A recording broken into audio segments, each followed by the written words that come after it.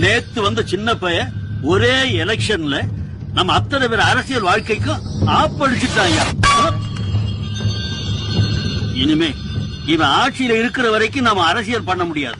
பேசாம சொந்த ஊர்லயே கடகண்ணி கட்டி பொழைச்சிக்க வேண்டியதுதான். அது அவ்வளவு சுலபம் இல்ல. என்போர்ஸ்மெண்ட் டைரக்டரேட்ல சொல்லி நம்ம பிளாக் மணி எல்லாம் நோண்ட ஆரம்பிச்சிட்டான். போன ஜென்மத்துல பெருச்சாலியா இருந்திருப்பான் போல இருக்கு.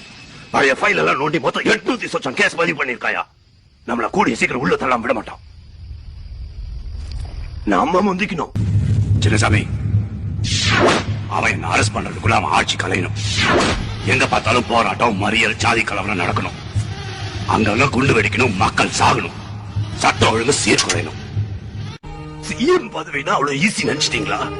தடால் புடான்னு என்னென்னமோ பண்ணீங்க. அது பிடிக்காத ஜாதிக்காரங்க, தீவிரவாதிங்க, அந்நிய சக்தினா 1008 எதிரிகள் இருக்கத்தான் செய்வாங்க.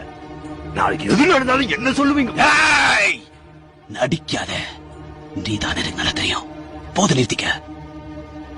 உன்னை தூக்கிட்டு போறதுக்கு சட்டம் வரும். நான் விரும்பி இந்த சீட்ல உட்காரல. உங்ககிட்ட தட்டி பறிக்கவும் இல்ல.